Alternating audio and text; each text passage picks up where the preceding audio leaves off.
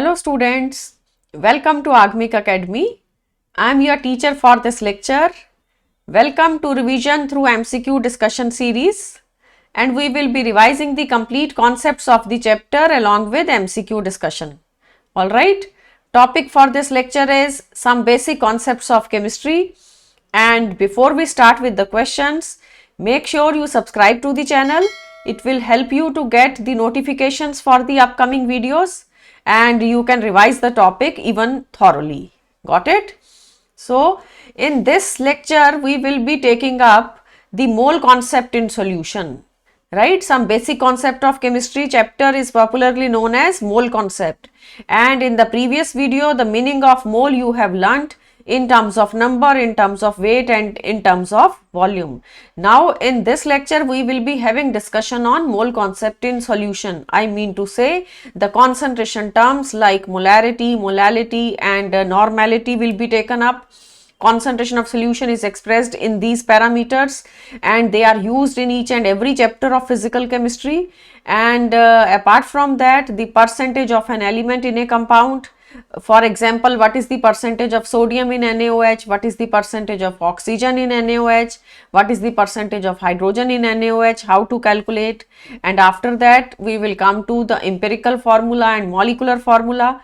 Empirical formula is the formula which gives a simple whole number ratio of the elements present in a compound, and molecular formula will give the actual number of elements present in the compound. Got it? So, how to calculate them? We will be taking up through these questions. So, let's start with the first question. Question number 1 on the screen. A sample of NaOH weighing 0.38 grams is dissolved in water and the solution is made to 50 ml in a flask, in a volumetric flask. The molarity of the resulting solution is, molarity आपको calculate करनी है and molarity का definition भी दिया है help के लिए. क्या होता है molarity? Number of moles of solute present in 1 liter of solution. Got it? So we will write the information whatever is given to us. हमें NaOH का sample दिया है और इसका weight दिया है 0.38 grams and you are given the volume of solution as 50 ml. Volume of solution is 50 ml and आपको molarity calculate करनी है. Molarity is equal to question mark. What is the molar mass of NaOH? Molecular weight of NaOH हम ले लेंगे 40. वो 40 कैसे आता है? 23 for sodium, 16 units for oxygen and 1 for hydrogen. You will get 40 gram. Right? तो अब हम molarity का expression लिखेंगे. Molarity is equal to number of moles divided by volume of solution. Moles किसके लेने हैं? आपने solute के moles लेने हैं. Number of moles of solute. Got it? And volume of solution has to be taken up in liters. तो number of moles को हम कन्वर्ट करेंगे वेट की टर्म्स में क्योंकि मोल्स तो डायरेक्टली क्वेश्चन ने नहीं दिए हैं. So can I right weight of solute, solute आपका NaOH है, given weight of solute divided by molecular weight of solute which is NaOH and multiplied by volume of solution जो कि denominator में रखना है. वॉल्यूम ऑफ सोल्यूशन मिलीलीटर्स के अंदर दिया है क्वेश्चन में, इसलिए हम 1000 से डिवाइड करेंगे, वो 1000 ऊपर जाएगा. तो ये आपका एक्सप्रेशन बन रहा है मोलैरिटी के लिए. Now let's substitute the values. हमें वैल्यूज दी हैं 0.38 gram NaOH, 0.38 divided by 40 and volume of solution 50 ml दिया है, 1000 ऊपर रखेंगे. As a result the answer for molarity check करना पड़ेगा. Let's cancel out the zeros first of all and 5 2s are 10 और ये भी कट गया. You will get molarity is equal to 0.19. 0.19 क्या units आएंगे molarity के? molar. 0.19 molar means 0.19 moles present in 1 liter of the solution. This is the final molarity of the given solution. Got it. तो NaOH का sample था, आपको wait दिया था, volume दिया था, आपने मोलैरिटी कैलकुलेट करनी थी। एक्सप्रेशन ये यूज होना है, every time for molarity we will be writing number of moles of solute present in 1 litre of solution. 1 litre solution में सोल्यूट के कितने मोल्स हैं उसको मोलैरिटी कहा जाता है। Let's come to the next. पहले इसका आंसर लगाएंगे। 0.19 आया ना, it means D option is the answer, D is the correct answer. Coming to the next now, question number 2। Number of moles of NaOH in 27 milliliter of 0.15 molar NaOH are। Number of moles calculate करने के लिए बोला जा रहा है and आपको volume of solution दे रखा है 27 ml and molarity is given 0.15 molar. Got it. तो हम क्या करेंगे, एक्सप्रेशन लगाएंगे, molarity is equal to number of moles of solute divided by the volume of solution in litres. तो नंबर ऑफ मोल्स को ऐसा लिख सकते हैं ना, if I cross multiply we will write molarity multiplied by volume in litres. ठीक है, तो हमारे पास जो वैल्यूज हैं वो पुट करेंगे। मोलैरिटी क्वेश्चन में गिवन है 0.15 एंड वॉल्यूम ऑफ सोल्यूशन आपको दे रखा है 27 ml। तो 27 ml को 1000 से डिवाइड करना पड़ेगा ताकि लीटर्स में ये कन्वर्ट हो जाए। So now you will multiply and ये मल्टीप्लाई करने के बाद आता है, ऑप्शंस देखिए, 4.05 into 10 raised to power -3, this is the number of moles. तो ये नंबर है, इसके कोई यूनिट्स नहीं आएंगे। ऑप्शंस के अंदर 4.05 into 10 raised to power -3 is written in B option. So B part is the answer for your question. बहुत इंपॉर्टेंट बात थी, सिंपल है, बहुत बार यूज भी होता है ये, कि नंबर ऑफ मोल्स जब जब कैलकुलेट करना है तो आप यूज करते हो ना given weight upon molecular weight. ये तो हम यूज करते ही हैं, गिवन वेट ग्राम्स में, मॉलिक्यूलर वेट भी ग्राम्स में। बट अगर मोलैरिटी दे रखी है फिर नंबर ऑफ मोल्स कैसे कैलकुलेट करने हैं, that is molarity multiplied by volume of the solution. But एक कंडीशन है, वॉल्यूम लीटर्स में होना चाहिए। और कभी अगर वॉल्यूम मिलीलीटर में दिया हो, नंबर ऑफ मोल्स नहीं बनेगा, फिर नंबर ऑफ मिलीमोल्स बनेगा। Number of millimoles is equal to molarity multiplied by volume of solution in millilitre. So ये दो चीजें इंपॉर्टेंट हैं, फिजिकल केमिस्ट्री के हर चैप्टर में यूज होती हैं, चाहे हम इक्विलिब्रियम का चैप्टर कर रहे हैं या हम अगर स्टेट्स ऑफ मैटर में गैसियस स्टेट पढ़ रहे हैं या फिर थर्मोडायनेमिक्स पढ़ रहे हैं। बहुत बार मोलर दिया होता है, सोल्यूशन इज 2 मोलर या 0.5 molar and volume is also given, आपको नंबर ऑफ मोल्स कैलकुलेट करने होते हैं। ठीक है, तो दो इंपॉर्टेंट रिजल्ट आपने इस क्वेश्चन से सीखे हैं। Molarity multiplied by volume will give the number of moles of solution. Let's come to the next now, question number 3. A solution of ethanol in water is 1.6 molal. Ethanol का solution है C2H5OH is ethanol और molarity दे रखी है, यहां पे molarity नहीं molality है 1.6 molal. Number of grams of ethanol present in 500 gram of solution are. तो देखिए मोलैलिटी का क्वेश्चन है, ये डेफिनेशन आपको हेल्प के लिए दी हुई है। It is the number of moles of solute present in 1 kg of solvent. 1 kg solvent में कितने मोल्स प्रेजेंट हैं उसको मोलैलिटी बोला जाता है। So we can write small m, symbol होता है मोलैलिटी का, और मोलैरिटी का capital M। It is the number of moles of solute which are present in 1 kg of solvent। so किससे डिवाइड करना है हमने, वेट ऑफ सॉल्वेंट के साथ। वेट ऑफ सॉल्वेंट kg में होना चाहिए, बहुत बारी ग्राम्स में दिया जाता है तो फिर हम कन्वर्ट करेंगे, हम 1000 से डिवाइड करेंगे ताकि ग्राम से किलोग्राम बन जाए। Anyway let's come to the question now. The information given is for ethanol, we will start writing whatever is given. हमें मोलैलिटी ऑफ सोल्यूशन दे रखा है, molality of solution is 1.6 molal and the solution is of ethanol. Ethanol क्या होता है? C2H5OH। For C2H5OH आप molecular weight calculate करोगे, क्योंकि मॉलिक्यूलर वेट की जरूरत पड़ेगी। तो हम 2 कार्बन्स हैं तो डायरेक्टली 12 इंटू 2 से 24 लिख दें, and 6 hydrogens and 1 oxygen. This will come out to be 46 gram. Molar mass of आपका जो सोल्यूट था इथेनॉल था, so molar mass of ethanol is 46 gram. और 1.6 मोलल का मीनिंग पहले पता होना चाहिए, तभी आप क्वेश्चन कर सकोगे। और हमें कैलकुलेट क्या करना है? Grams of ethanol. अगर आपका पास एक बॉटल में इथेनॉल का सॉल्यूशन है जिसके ऊपर लेबल लगा रखा है 1.6 मोलल सॉरी, उसमें कितने ग्राम इथेनॉल है ये बताना है।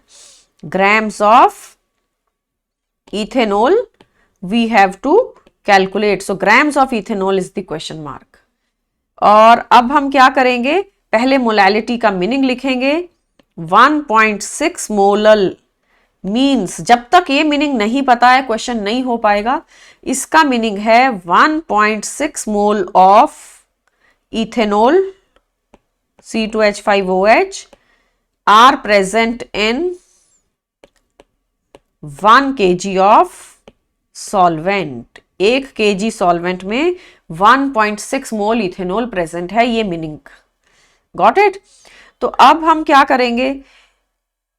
इथेनॉल का मास निकालते हैं। 1.6 मोल C2H5OH means 1.6 into 46।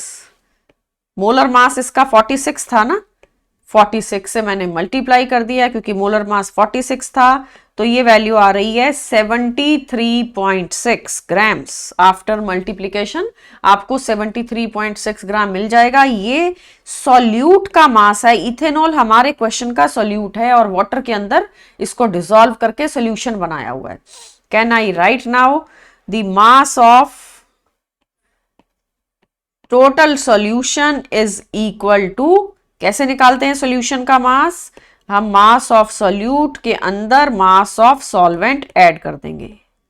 Mass of solute plus mass of solvent को ऐड कर देंगे तो सॉल्यूट का मास कितना है? 73.6 ग्राम। सॉल्वेंट का मास 1 kg है। 1 kg को मैंने 1000 ग्राम लिखा। क्वेश्चन में कहीं पे भी सॉल्वेंट का मास तो नहीं दिया था, आप चेक करिए सॉल्वेंट का मास कहीं दिया है? कहीं भी नहीं दिया, बट ये दिया है ना 1.6 मोलल। 1.6 मोलल से हमने मीनिंग अपने आप से निकाल लिया कि 1.6 मोलल का मतलब 1.6 मोल सॉल्यूट के 1 kg सॉल्वेंट में डिसॉल्व्ड है। तो सॉल्वेंट 1 kg है, वो इंफॉर्मेशन कहाँ पे दी हुई है? वो मोलल के अंदर छुपी हुई है। सो 1073.6 ग्राम आपके पूरे सॉल्यूशन का मास आ गया। Got it? This is the mass of solution. अब हमें कैलकुलेट क्या करना था? हमें बताना था what is the grams of C2H5OH present in 500 gram of solution. पूरा सॉल्यूशन अगर 500 ग्राम हो तो कितने ग्राम सॉल्यूट उसमें प्रेजेंट है ये बताना है। तो let's apply the unitary method. Can I से 1073.6 ग्राम, इतना हमारा सॉल्यूशन का वेट आया है। Can I say this much gram of solution contains ethanol C2H5OH equal to 73.6 gram. तो क्या हम यूनिटरी मेथड से ये पता कर सकते हैं 1 ग्राम के अंदर कितना होगा? It will be 73.6 upon 1073.6। Let's calculate for 500 gram of solution. तो 500 ग्राम सोल्यूशन में कितना है? 73.6 divided by 10, this value multiplied by 500। तो ये हमें सॉल्व करना पड़ेगा। ये सॉल्व करके हमारे पास ये वैल्यू आ जाती है 34.27 grams. It will come out to be 34.27 grams. Got it? So 34.27 means this one. A option is the correct answer. तो आपको मोलैलिटी का क्वेश्चन दिया था ये इवन एनसीईआरटी के अंदर, मोलैरिटी मोलैलिटी के क्वेश्चन है, और एनसीईआरटी एग्जाम्पलर पे भी हम अपना एक लेक्चर रिकॉर्ड करेंगे, उसमें भी आपको मोलैरिटी मोलैलिटी इवन नॉर्मेलिटी पे क्वेश्चंस मिलेंगे। डेफिनेशन के ऊपर कॉन्सेप्ट बेस्ड क्वेश्चन है, 2-3 क्वेश्चन जितने करे वो मोलैरिटी और मोलैलिटी का आपको डेफिनेशन समझा रहे हैं। Got it? डेफिनेशन के अंदर जो एक्सप्रेशन बनता है उसमें बाकी सारे पैरामीटर्स आपको गिवन होते हैं, कोई एक पैरामीटर आपको कैलकुलेट करने को बोल दिया जाता है। Let's come to the next question. So question number 4, ammonium ion concentration in 0.0520 molar ammonium sulphate is. आपको अमोनियम का कॉन्सेंट्रेशन निकालना है और सोल्यूशन का मोलैरिटी गिवन है। Can I write ammonium sulphate जब डिसोसिएट होता है तो कौन कौन से आयन्स आएंगे? 2 ammonium ion and 1 sulphate ion. इस तरीके से ये डिसोसिएट होगा, ये ब्रेक होगा। तो अब हमें 0.0520 मोलैरिटी दे रखी है अमोनियम सल्फेट का। This much molar ammonium sulphate is given to you, NH4 twice SO4। तो इसमें अब हमें ये देखना है अमोनियम कितना निकलता है और सल्फेट कितना निकलता है। फॉर्मूले से दिख रहा है कि डबल अमोनियम आएगा। सो 0.0520 मोलर से ये तो 0.0520 ही आ जाएगा, क्योंकि सल्फेट एक निकलना है बट अमोनियम आयन को डबल करना पड़ेगा। अमोनियम आयन के लिए ट्वाइस कर दीजिए, 0.0520 का हम ट्वाइस करेंगे। As a result after multiplication ये बन जाएगा 0.104 मोलर, 0.104 मोलर।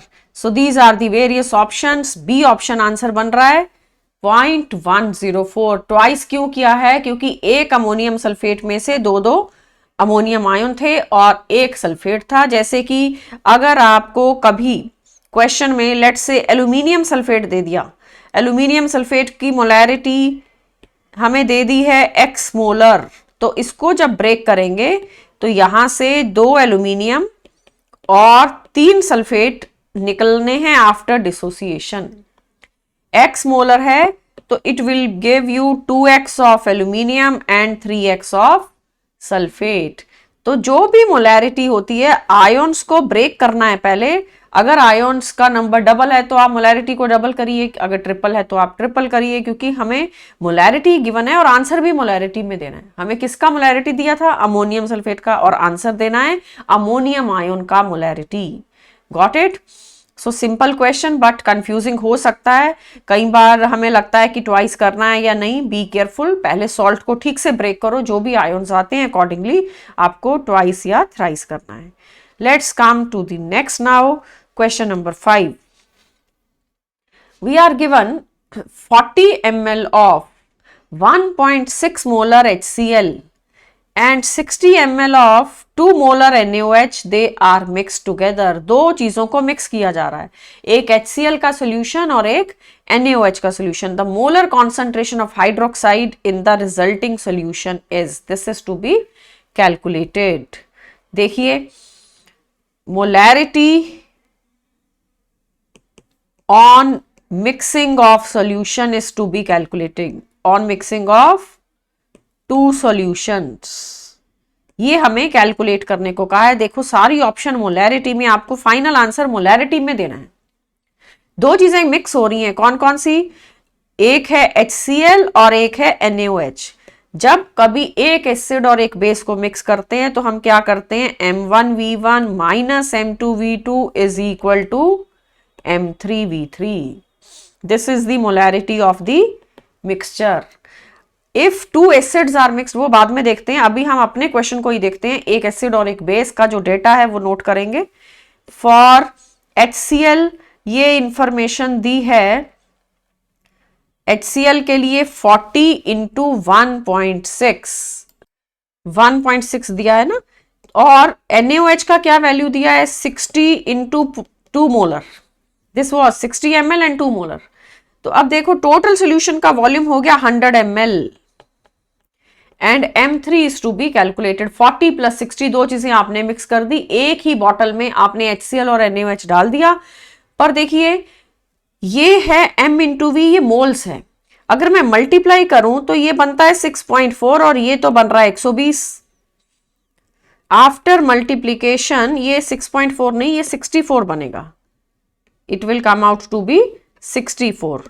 ठीक है, तो ये आंसर नेगेटिव हो रहा है ना, तो नेगेटिव ना हो जाए इसके लिए हम थोड़ा चेंज कर देते हैं, हम इसकी जगह ऐसा कर दें, अगर m1v1 minus m2v2 is equal to m3v3, ये नेगेटिव आ रहा था, उस नेगेटिव को अवॉइड करने के लिए हमने चेंज क्या किया, हम NaOH को यहां रख लेते हैं और HCl का डेटा यहां रख लेते हैं, यहां मिक्सचर रख लेते हैं। ऐसा करने से आंसर नेगेटिव नहीं बनेगा, क्योंकि m इंटू वी जब इसका करोगे तो आप 60 इंटू 2 करोगे, जब आप इसका करोगे 40 इंटू 1.6 करोगे, टोटल सोल्यूशन तो 100 ml हो रहा है। अब देखो ये 120 और ये 64, कहने का मतलब जिसके मोल्स ज्यादा हैं, m इंटू वी मोल होता है ना, जिसके भी मोल्स ज्यादा हैं उसको m1v1 में रखो, जिसके मोल्स कम है उसको m2v2 में रखो, अदरवाइज आंसर नेगेटिव हो जाता है। और मोलैरिटी नेगेटिव का तो कोई मीनिंग नहीं है, मोलैरिटी कभी नेगेटिव हो नहीं सकती, तो बी केयरफुल। NaOH को मैंने m1v1 में शिफ्ट कर दिया और HCl को m2v2 में शिफ्ट कर दिया, this is equal to m3 into 100। तो ये आपके पास दोनों न्यूट्रलाइज करेंगे, 56 यूनिट्स बच गया, जो बच गया है वो HCl है या NaOH है, वो NaOH है, m3 इंटू 100 आ रहा है, ये जो वैल्यू है 56/100, ये जो m3 की वैल्यू है ये हाइड्रोक्साइड आयन कॉन्सेंट्रेशन है, क्योंकि NaOH बच रहा है, HCl तो नहीं बचेगा। HCl के मिलीमोल्स हैं 64 और NaOH के 120, तो HCl पूरा खत्म हो जाएगा। So hydroxide concentration is 0.56 and the value will be in molarity, it is 0.56 molar. Got it? 0.56 का मीनिंग क्या है? सी ऑप्शन आपके क्वेश्चन का आंसर है। जब भी दो चीजों को मिक्स करना है, बीच में अगर एक एसिड एक बेस होगा तो बीच में माइनस का साइन होगा, वो माइनस के साइन के लिए आपको ये केयरफुल रहना है कि जिसके मोल्स ज्यादा है वो m1v1 में आए, दूसरा m2v2 में आए। Got it? तो हमारा फाइनल जो कैलकुलेशन है वो हम यहां से कर रहे हैं, जिसमें m1v1 NaOH को रखा है यहां से, ताकि 56/100 आपके पास आंसर मिल जाए। ये पार्ट हम इग्नोर कर देंगे क्योंकि उसमें तो आंसर नेगेटिव बन रहा था, तो नेगेटिव को अवॉइड करना है। एक बात और देखिए, जब कभी दो एसिड मिक्स करते हैं, molarity of solution on mixing two acids, अगर दो एसिड्स को मिक्स करेंगे फिर फॉर्मूला लगता है m1v1 plus m2v2 is equal to m3v3। m into V moles हैं, ये मैंने फर्स्ट एसिड के मोल्स को ऐड कर दिया सेकेंड एसिड के मोल के साथ, ये थर्ड सॉल्यूशन मिक्सचर का है। इसी तरह molarity of solution on mixing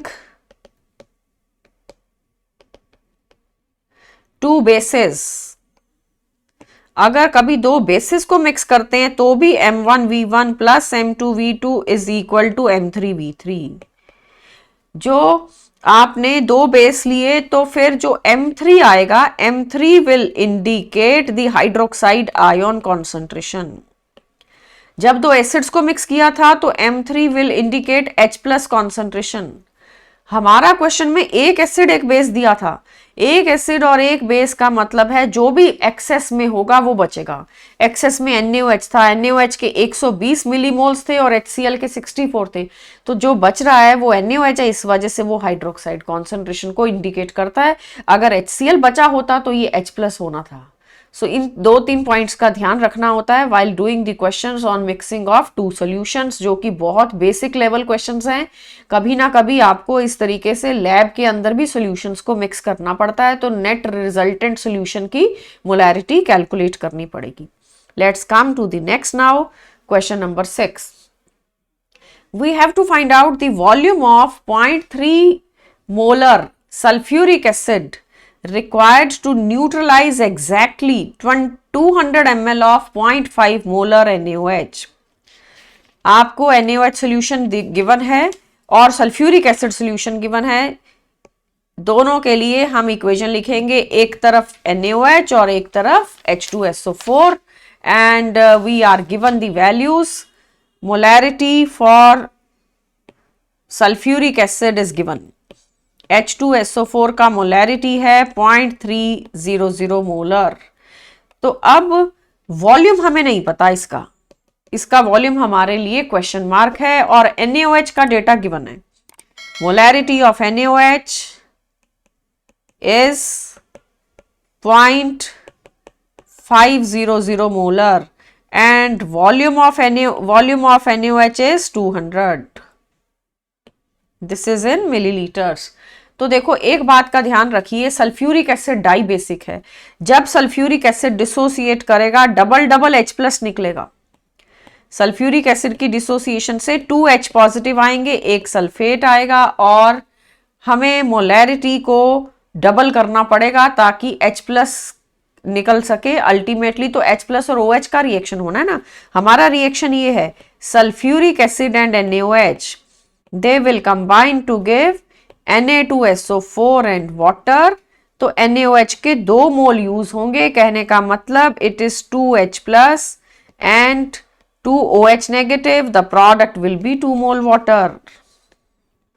ये आपके क्वेश्चन का रिएक्शन है। सो लेट्स राइट नॉर्मेलिटी क्या होता है, molarity multiplied by N factor. Sulphuric acid का जो भी एन फैक्टर है, जो भी मोलैरिटी है उसको उसके एन फैक्टर से मल्टीप्लाई करिए। एन फैक्टर 2 है क्योंकि डबल H प्लस निकलता है। एन फैक्टर क्या होता है, number of H plus coming out, H plus released out. So 0.300 molar दिया है। एक तरफ मैंने लिखा H2SO4, एक तरफ NaOH। तो इस क्वेश्चन का इंपॉर्टेंट पार्ट यही है कि आप सल्फ्यूरिक एसिड की इंफॉर्मेशन को डबल कर रहे हो या नहीं कर रहे। सो ये 0.300 था। Let's multiply it with 2 and volume हमें कैलकुलेट करना है। NaOH का क्या डेटा गिवन है, 200 and 0.5। You are given 200 and 0.5 molar. वो तो एन फैक्टर NaOH का 1 है, NaOH में से तो एक ही OH निकलेगा। The answer for volume will come out to be 167 millilitre.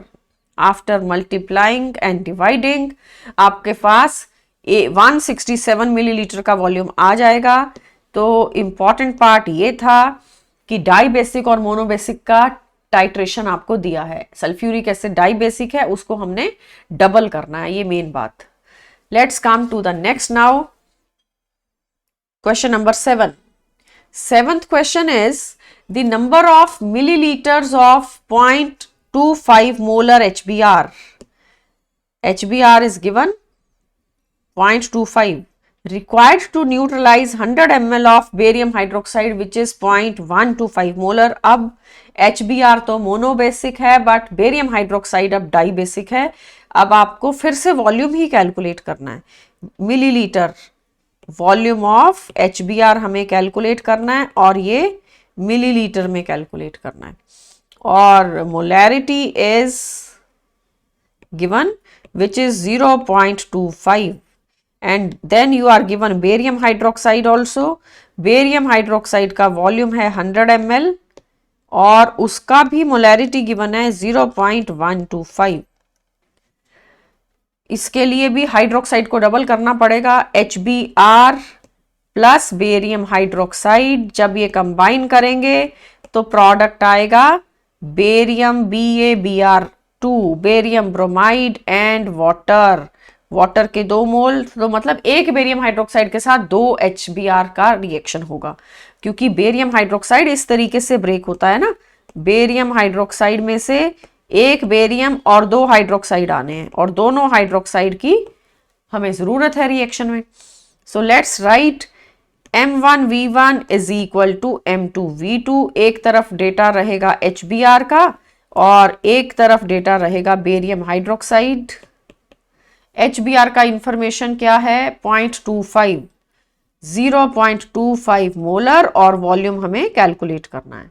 और दूसरा कंपोनेंट है बेरियम हाइड्रोक्साइड, वो दिया है 100 ml एंड 0.125 मोलर, उसको ट्वाइस करेंगे। यही बस मेन बात है इस क्वेश्चन में। ये M1 की जगह हम यहाँ N1 लिख सकते हैं, दैट विल बी बेटर, क्योंकि हमने ट्वाइस कर दिया, नॉर्मेलिटी बना दिया। Got it? So after calculation आपके पास वॉल्यूम का आंसर आ जाएगा ये 100 ml।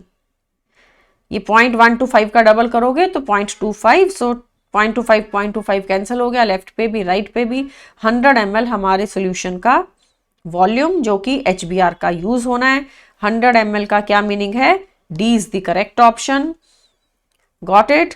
तो क्या बात याद रखनी है? Normality is equal to molarity into N factor.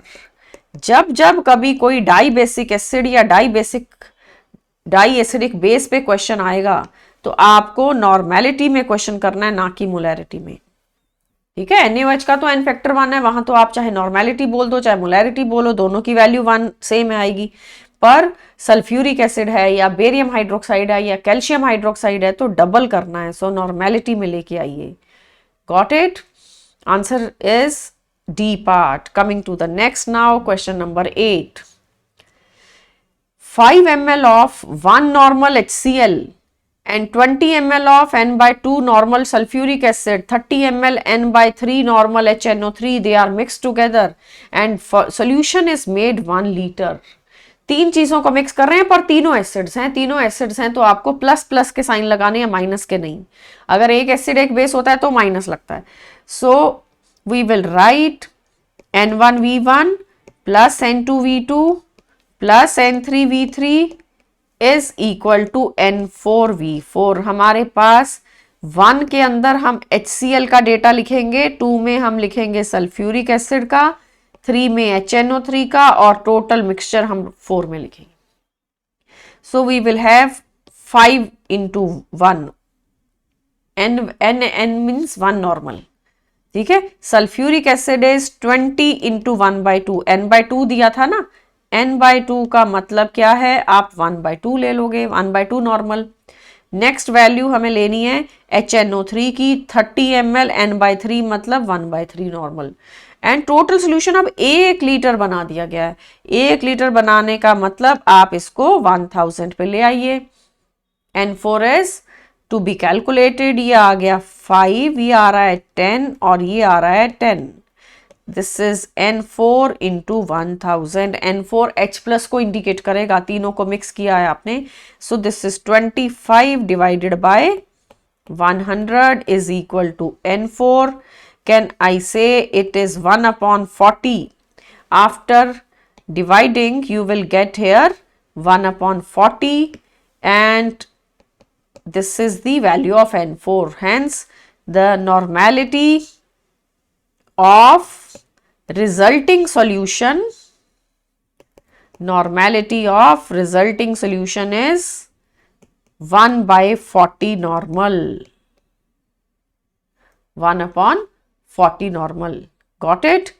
So, अब देखो N/5 दे रखा है, N/10 दे रखा है, N/40 आपका आंसर है। It means D part is the answer. Clear?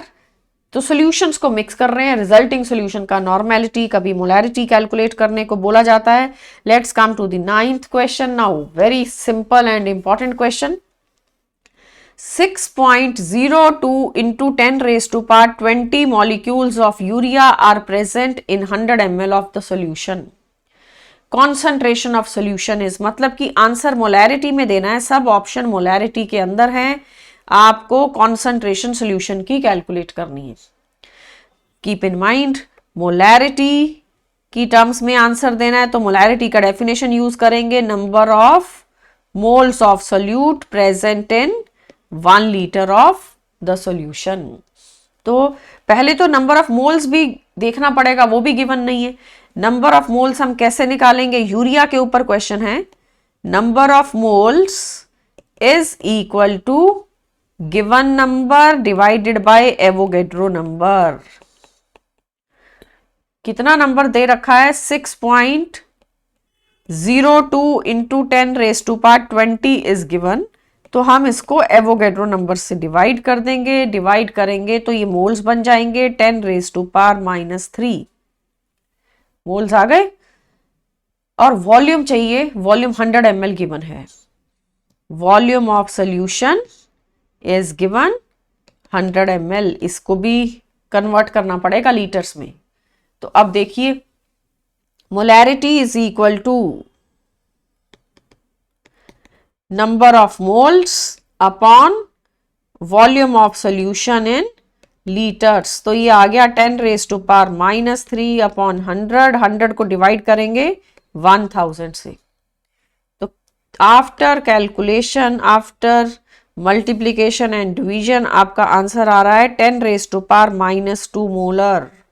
10⁻² का मतलब 0.01 molar, that is the answer. 0.01 means हमारा आंसर है ऑप्शन ए। तो यूरिया का क्वेश्चन था बट मोल्स नहीं दिए थे, सीधे सीधे आपको मॉलिक्यूल्स दिए थे, कितने मॉलिक्यूल्स यूरिया के प्रेजेंट हैं, हमने उसको अपने आप से कन्वर्ट कर दिया मोल्स के अंदर by dividing with the Avogadro number, और फिर उसको हमने मोलैरिटी में कन्वर्ट किया। तो मोलैरिटी की डेफिनेशन बेस्ड अलग अलग फॉर्म में आपको क्वेश्चंस मिल रहे हैं। Coming to the next now, question number 10। 10th question is molarity of a solution obtained by mixing HCl and HCl, दोनों तरफ HCl है, you are given HCl and HCl, एक बारी 0.5 मोलर, एक बारी 2 molar, and 750 ml and 250 ml is। तो resulting solution का molarity चाहिए, दोनों एसिड्स हैं, दोनों एसिड्स हैं, तो M1V1 plus M2V2 is equal to M3V3।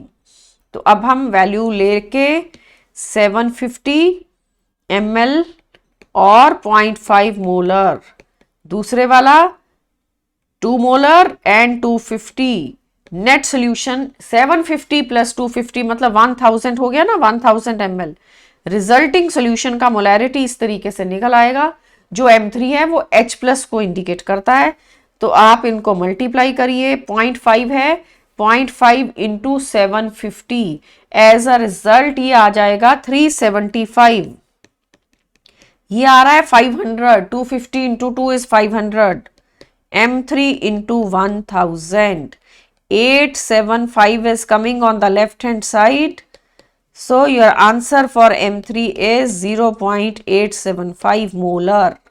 ये जो वैल्यू है M3 की, ये आपके सोल्यूशन के अंदर H प्लस कॉन्सेंट्रेशन है, 0.875 is the H plus concentration.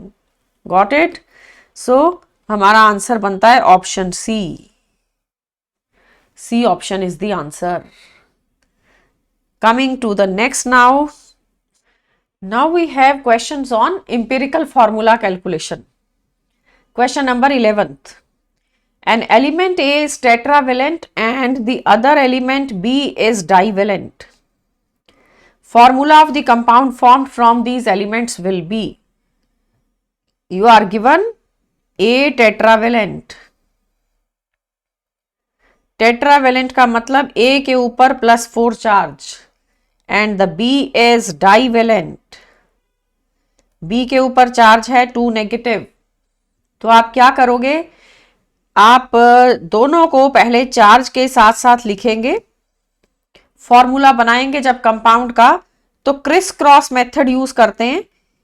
A के पैर में B का चार्ज आएगा, B के पैर में A का चार्ज आएगा, it is A2 and B4। A2B4 means it is AB2. So the formula which gives the simplest whole number ratio of the elements is called as empirical formula. अब options देखो, A2B is given, AB is given and AB2 आपका answer है। C option is the correct answer. For finding the formula of the compound, option C we will be writing. Got it? Let's come to the next now, question number 12. This question is again on the formula calculation. Chloride of a metal has formula MCl3. The formula of its phosphate will be, metal chloride आपको दिया है MCl3, तो उसमें हमें phosphate का formula निकालना है same metal के लिए। इट मीन्स मेटल ट्राइवेलेंट है ना, MCl3 का मतलब मेटल इज ट्राईवेलेंट। अगर ये डाईवेलेंट मेटल होती तो MCl2 होता, यहां ये ट्राईवेलेंट है, मेटल के ऊपर +3 चार्ज है। क्लियर? तो अब आप देखिए, फिर फॉस्फेट का फॉर्मूला चाहिए। फॉस्फेट होता है PO4 नेगेटिव। अब फॉर्मूला हम फॉस्फेट का बना देंगे, मेटल और फॉस्फेट को ज्वाइन करेंगे। Metal is having +3, phosphate is having -3, दोनों को ज्वाइन करने से ये बन जाएगा M3PO4 थ्राइस। एक दूसरे के पैर में चार्ज आ जाता है ना, so M3 and then PO4 whole thrice. तो 3 और 3 कट गया, M इंटू M1 और PO4 भी 1, 1:1 का रेशो, 1:1 का मतलब ऑप्शन बनेगा B, MPO4। बी ऑप्शन आपके क्वेश्चन का आंसर है। It is MPO4। Got it? M2PO4 नहीं है, मेटल के ऊपर चार्ज क्योंकि +3 था, फॉस्फेट पे -3 होता ही है। ये सब याद रखने हैं कि फॉस्फेट कभी भी लिखना है अगर तो PO4 3 नेगेटिव, कभी हमें सल्फेट लिखना हो तो SO4 2 नेगेटिव, कभी बोरेट लिखना है, borate is BO3 3 negative. In that manner ion का अगर फॉर्मूला ठीक से पता है तभी कंपाउंड का आप फॉर्मूला बना पाओगे। Coming to the next calculation based question है, percentage of nitrogen in urea is about. Urea के अंदर नाइट्रोजन कितने % है? Urea is NH2CONH2। This is the formula for urea.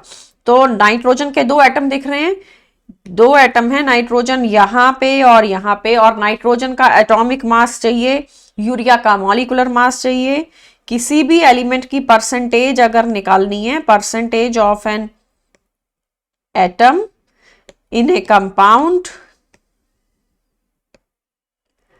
it is calculated by the relation atomic weight of atom multiplied by 100, but इसके साथ number of atoms भी देखने पड़ेंगे। जैसे कि नाइट्रोजन के 2 एटम्स हैं तो हम 2 लिखेंगे, 3 हैं तो 3 लिखेंगे, and total thing is divided by the molecular weight of compound. Urea का मोलर मास पहले हम कैलकुलेट कर लेते हैं। एनीवे ये देखो, नाइट्रोजन के 2 एटम्स हैं यूरिया में और नाइट्रोजन का एटॉमिक मास है 14 and molecular weight of urea 60 होता है। कैलकुलेट करने के लिए यहां यूज करते हैं स्पेस को। 2 nitrogens, I am writing 28 for 2 nitrogen, 14 + 14। Hydrogen है 4 एटम्स, कार्बन के 12 एंड ऑक्सीजन का 16। ये आपके पास टोटल 60 बन जाएगा। This is the molar mass of urea. Got it? तो 60 से मैंने ये डिवाइड कर दिया तो हमारी वैल्यू आती है 28 × 100/60। Simple calculation is required. Now you will get 46.6%.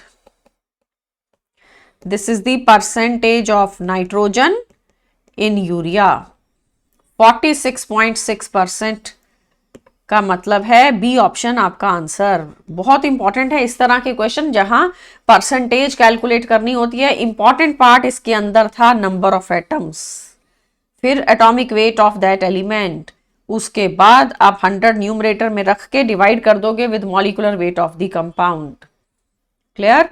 Coming to the 14th now, an organic compound on analysis gave carbon 54.4%, hydrogen 9.1% by mass. Find out the empirical formula. इस तरह का क्वेश्चन बहुत जरूरी है इवन सब्जेक्टिव पेपर में, objective paper में। Mathematical calculation will be involved. Carbon, hydrogen और oxygen 3 element होंगे ना, सब ऑप्शंस के अंदर हमें ऑक्सीजन भी साथ में दे रखा है। सो 54.4% ये है, 9.1 ये है, 100 से माइनस कर दो दोनों का सम, तो ऑक्सीजन का भी अमाउंट आ जाएगा 36.5%। अगर ये 54.4 ग्राम हो, ये 9.1 ग्राम हो, तो कंपाउंड के अंदर ऑक्सीजन होगी 36.5 ग्राम। अब एम्पिरिकल फॉर्मूला कैसे निकलना है, उसका एक मेथड होता है कि हम पहले एक टेबल बनाते हैं, सब एलिमेंट्स को इस तरीके से लिख दिया जाएगा, उनकी परसेंटेज लिखेंगे 54.4, 9.1, उसके बाद 36.5, दिस इज द अबंडेंस और द परसेंटेज। अब हम इसको मोल्स में कन्वर्ट कर देंगे, नंबर ऑफ मोल्स बना देंगे। कैसे बनाएंगे, जो भी वेट दिया है उसको एटॉमिक मास से डिवाइड करो। कार्बन का 12, हाइड्रोजन का है 1, ऑक्सीजन का है 36.5। तो आफ्टर डिवाइडिंग ये तो आ गया 9.1, ऑक्सीजन का 16, 36.5 वेट था और ऑक्सीजन का एटॉमिक वेट 1 नहीं लेना, 16 लेना है। 2.28 is coming here and 4.53 is coming for carbon. Number of moles आपके पास आ गए। अब हम डिवाइड कर देंगे with the smallest number. Smallest number है 9.1, 4.53, 2.28, तो 2.28 सबसे छोटा हुआ ना, तो डिवाइड दिस वैल्यू बाय 2.28। ये है 9.1 अपॉन 2.28, दिस इज 2.28 अपॉन 2.28। तो पहले वाले के केस में आपके पास आ गया है 2, यहां पे आ रहा है 4 और यहां पे आ रहा है 1। 2 carbon, 4 hydrogen, 1 oxygen. Carbon is to hydrogen is to oxygen ratio 2:4 is to 1, therefore it is C2H4O, C2H4 and O। So C2H4O का मीनिंग है सी ऑप्शन, सी पार्ट आपके क्वेश्चन का आंसर। 2 कार्बन, 4 हाइड्रोजन और 1 oxygen. इस तरीके से आप empirical formula के लिए कैलकुलेशन करते हो, एटॉमिक वेट को मोल्स में कन्वर्ट करेंगे, फिर हम होल नंबर रेशो ले लेंगे। ये रेशो किस तरह से लेते हैं, divide by the smallest number so that you will get answer in whole number. Empirical formula always indicates the whole number ratio of the elements present in it। जैसे कि बेंजीन है, बेंजीन का molecular formula C6H6, ये क्या चीज है, molecular formula. और अगर मुझे इंपेरिकल फॉर्मूला चाहिए तो वो है CH। इंपेरिकल फॉर्मूला से आपको ये नहीं पता चल सकता कि कितने कार्बन है, कितनी हाइड्रोजन है। इंपेरिकल फॉर्मूला तो 1:1 रेशो दिखाता है। 1:1 का मतलब ये 3:3 है या 4:4 है या 6:6 है, वो इंपेरिकल फॉर्मूला से पता नहीं चलेगा, वो मॉलिकुलर फॉर्मूला से ही इंडिकेट होता है। Clear? Let's come to the next now. After 14th अगला है 15th। A compound of aluminium and chlorine is composed of 9 gram of aluminium for every 35.5 gram of chlorine. The empirical formula will be, simple question, you are given aluminium, you are given chlorine, दो ही चीजें आपके compound के अंदर present हैं। तो ये हो गया 9 ग्राम, ये है 35.5 ग्राम, और हम मोल्स में कन्वर्ट करेंगे। मोल बनाने के लिए आप ऐसे करते हैं, टेबल फिर से बनाते हैं। पहले अमाउंट्स गिवन हैं, जो भी अमाउंट्स गिवन हैं वो ग्राम्स में है, 9 एंड 35.5। अब मोल्स बनाएंगे तो हम एटॉमिक मास से डिवाइड करेंगे। एल्यूमिनियम का एटॉमिक मास है 27, क्लोरीन का है 35.5, तो ये हो गया 1/3, ये हो गया 1। एज अ रिजल्ट अब रेशो देखते हैं, aluminium is to chlorine ratio is 1/3:1। कहने का मतलब ये 1 और ये 3, hence it is AlCl3। AlCl3 answer, simple question. Answer is option D. D part आपके क्वेश्चन का आंसर है।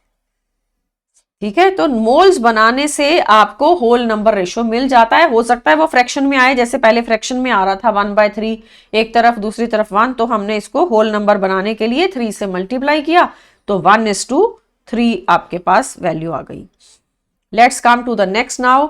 The empirical formula of a compound is CH and its molecular weight is 78.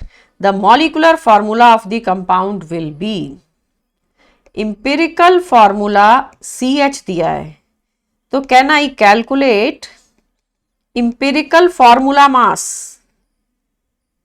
empirical formula mass बन गया 12 unit carbon के और 1 hydrogen का 13 units, और molecular weight given है। मॉलिक्यूलर वेट इज 78, बट हमें क्या करना है, मॉलिक्यूलर फॉर्मूला कैलकुलेट करना है।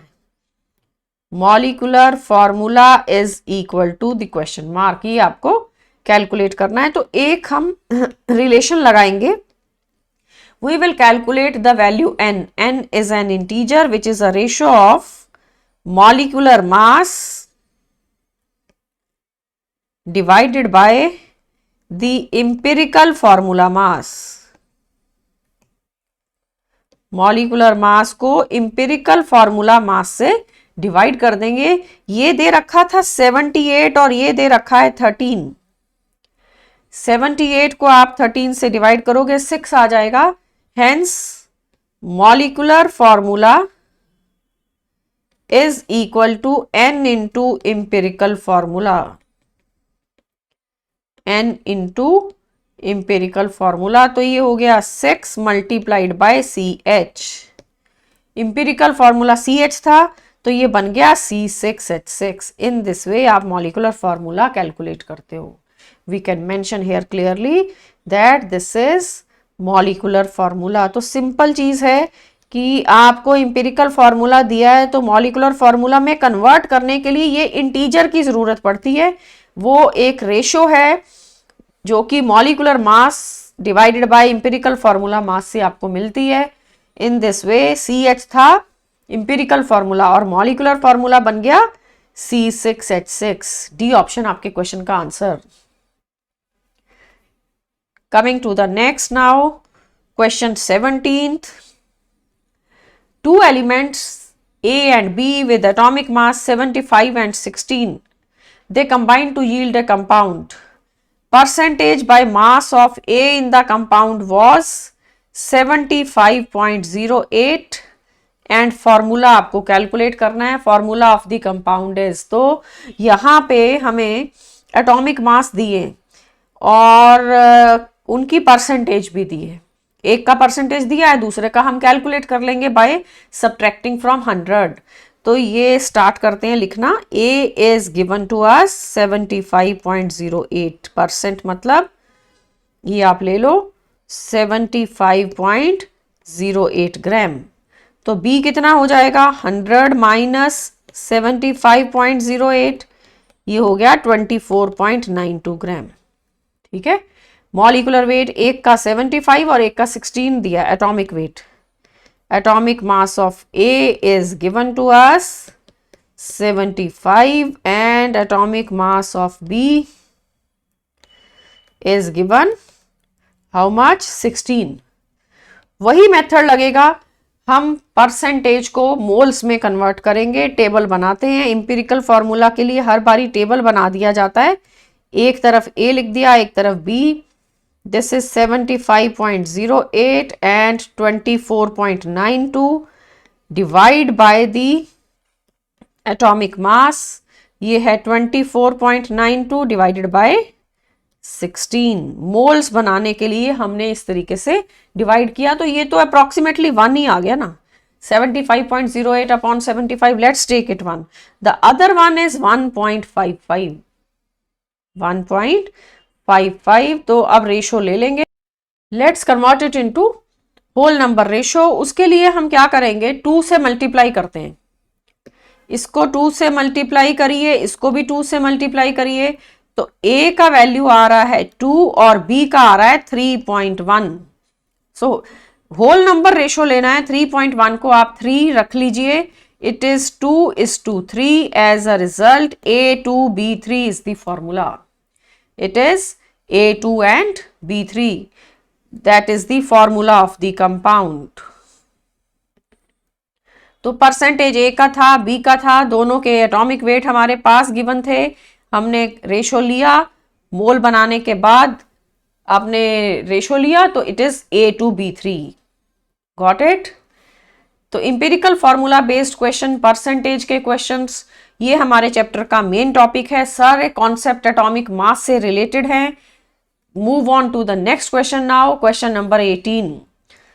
On analysis a certain compound was found to contain iodine and oxygen in the ratio of 254:80 फिर से आपको कंपाउंड का फॉर्मूला कैलकुलेट करना है। Let's write for iodine 254 and oxygen है दूसरा 80, तो ग्राम्स में ले लेते हैं, दोनों को ग्राम्स में ले लिया। फॉर्मूला निकालने के लिए हमें मोल्स बनाने पड़ते हैं। हम जो भी वैल्यू गिवन है उसको एटॉमिक मास से डिवाइड करेंगे। 254 को डिवाइड कर दो 127 से और 80 को डिवाइड कर को 16 से, तो ये आ रहा है 2 और ये आ रहा है 5। 127 एटॉमिक मास होता है आयोडीन का, 254 अपॉन 127 इज 2 एंड ऑक्सीजन का एटॉमिक मास 16। तो ये तो ऑलरेडी होल नंबर में आ रहा है, कुछ भी फ्रैक्शन नहीं आ रहा। So iodine is 2, oxygen is 2 is to 5, therefore molecular formula is I2O5. I2O5, let's come to the options। 2 iodine के एटम, 5 ऑक्सीजन के, D option is the answer. तो एटॉमिक मास पता होना चाहिए, वैसे यहां दे भी रखा है iodine 127, oxygen 16 is given. Otherwise भी याद रखना है, सिल्वर होता है 108, iodine 127 and bromine is 80, chlorine 35.5, fluorine is 19। ये एटॉमिक मासेस हेलोजन्स के हैं, ये याद रखने हैं। Come to the next now, 19th question. Again calculation of formula. You are given a compound with 2 elements, एक उसमें ए और एक उसमें बी प्रेजेंट है, और atomic weight 75 and 25। Compound contains 75% of A by weight. तो ए और बी का जब अमाउंट्स देखेंगे, ये 75 ग्राम और दूसरा 25 ग्राम। तो हम क्या करेंगे, मोल्स बनाएंगे ताकि फॉर्मूला कैलकुलेट हो सके। फिर से हम टेबल बनाते हैं, ए एक तरफ, बी एक तरफ। This is 75 and this is 25, दोनों ग्राम्स में गिवन है। मोल्स 75 अपॉन 75, ए का तो एटॉमिक मास भी 75 है, बी का एटॉमिक मास भी 25 है, तो 1:1 रेशो आ रही है मोल्स की, not a fraction. Whole number ratio is coming, A is to B, आपके पास 1:1 आ रहा है। Therefore answer is A B. Even in the entrance exam empirical formula पे क्वेश्चन आता है, मॉलिक्यूलर फॉर्मूला पे क्वेश्चन आता है, तो आपको कैलकुलेशन करके इस तरीके से निकालना है। ए बी का क्या मतलब है, answer is option D. D part हमारा करेक्ट आंसर। तो इंपिरिकल फॉर्मूला और percentage calculation, molecular formula calculation हम देख रहे हैं। Let's come to the last question now, question number 20। Atomic mass of an element is, it is the actual mass of an atom। क्या atomic mass atom का actual mass होता है या relative mass होता है? और सी ऑप्शन में लिखा है average relative mass of different isotopes of the element। D में लिखा है mass number of the element, it is not mass number। ये होता है बेटा it is the average relative mass of different isotopes। C answer है। देखो atomic mass कभी भी होल नंबर में नहीं होता। एटॉमिक मास का डेफिनेशन है it is the average relative mass of, it is the average relative mass of different isotopes of an element, different isotopes of an element। 1 second, देखिए जैसे कि कार्बन का C12, C13, C14 सारे isotopes consider करने हैं। Hydrogen के लिए protium, deuterium, tritium, ये सारे आइसोटोप्स का एटॉमिक नंबर 1 है। कार्बन के सारे आइसोटोप्स का एटॉमिक नंबर 6 है, बट मास नंबर डिफरेंट है। C12, C13, C14 तीन आइसोटोप एग्जिस्ट करते हैं। ऐसे हाइड्रोजन में प्रोटियम, ड्यूटीरियम, ट्रीटियम तीनों एग्जिस्ट करते हैं। उनकी परसेंटेज लेनी पड़ती है, नेचर में कितने परसेंट प्रोटियम है, कितने परसेंट ड्यूटीरियम, कितने परसेंट ट्रीटियम, उनकी परसेंटेज आइसोटोप्स की लेके फिर हम एवरेज लेके एटॉमिक मास कैलकुलेट करते हैं। जैसे कि क्लोरीन के तो 2 ही आइसोटोप हैं, एक है 35 और एक है 37, दोनों का एटॉमिक नंबर 17 है। सो ये 75% है नेचर में और ये 25% है। This is the natural abundance. अगर आप एक बॉटल में क्लोरीन फिल करोगे तो 75% मॉलिक्यूल्स आपके पास आएंगे 35 वाले के, और रिमेनिंग 25% आएंगे 37 वाले आइसोटोप के। तो ये 3:1 रेशो हो गई। तो फिर हम क्या करते हैं, एटॉमिक मास जब आपको क्लोरीन का कैलकुलेट करना है तो ये आ जाएगा 75 की जगह 3 ले लेते हैं, या 75 भी ले सकते हैं, मैं दोनों तरीके से आपको दिखा दूं। 75 into 35 plus 25 into 37 and divide by 100, ये आ जाएगा 35.5। इसी तरीके से आप जरूरी नहीं 75 लेना है, ये 3 टाइम्स है ना पहला isotope, 3 into 35 and 25 into 1 divided by 4, ऐसा भी कर सकते हैं। तो कभी भी एटॉमिक मास होल नंबर में नहीं आता है, फ्रैक्शन में आता है। दोनों आइसोटोप, तीनों आइसोटोप, जितने भी किसी के आइसोटोप हैं, उन सबको कंसिडर करके एवरेज लेके रिलेटिव मास है। रिलेटिव टर्म क्यों बोला जा रहा है, क्योंकि कार्बन 12 एक standard isotope C12 is taken as a reference for measuring atomic masses. हर किसी का एटॉमिक मास कार्बन 12 के साथ कंपेयर करके निकाला जाता है। C12 को पहले 1/12 कर लेते हैं, क्योंकि जो कार्बन है वो हाइड्रोजन से 12 टाइम्स हैवियर है। तो हम लाइटेस्ट एलिमेंट हाइड्रोजन के साथ कंपेयर करने के लिए डेफिनेशन में ही लिख देते हैं 1/12 ऑफ C12 आइसोटोप। आइसोटोप सारे कंसिडर करने पड़ते हैं, और कार्बन को स्टैंडर्ड किसने बनाया है, IUPAC ने। For measuring atomic masses C12 is taken to be the reference. इसी तरीके से अगर आपको हाइड्रोजन का एटॉमिक मास निकालना है तो कभी भी वो एक्चुअल में 1 नहीं होता, वो 1.008 ग्राम होता है। हम कैलकुलेशन के टाइम पे 0.008 को छोड़ देते हैं। एटॉमिक मास होल नंबर में नहीं आता, मास नंबर होता है होल नंबर। मास नंबर और एटॉमिक मास में डिफरेंस है। मास नंबर तो number of neutrons plus protons होता है। Got it? सो ये क्वेश्चन का आंसर आ रहा है हमारे पास option C. So that is all about the chapter. We have taken up in the previous lecture the mole concept, the mole definition, and 3 or 4 options are given which has more number of atoms, which has less number of atoms, which has more volume, which has less weight, like that। इस तरह के questions आपने previous video में देखे, और इसके अंदर आपने empirical formula, percentage of an element, apart from that the mole concept in solution, जो कि आपने दो सोल्यूशन को मिक्स करते हैं तो मोलैरिटी कैसे कैलकुलेट होता है, नॉर्मेलिटी कैसे कैलकुलेट होता है, even molality of the solution, ये पैरामीटर्स आपने किए। In the next video on the same chapter we will be having questions on stoichiometric calculation. आपको केमिकल रिएक्शन दिया होगा और मोलर रेशो से आपने निकालना है कि एक कंपोनेंट अगर इतने ग्राम रिएक्ट करता है तो दूसरा कंपोनेंट कितने ग्राम है, या हो सकता है कि वॉल्यूम में पूछ सकते हैं, या हो सकता है मोल्स में पूछ सकते हैं। So all that we will be taking up in the next lecture which is the topic of stoichiometric calculation under the chapter of some basic concepts of chemistry. So till that time keep revising, revise these concepts through these questions, and make sure you subscribe to the channel. It will help you to have even better revision. Thank you and bye bye.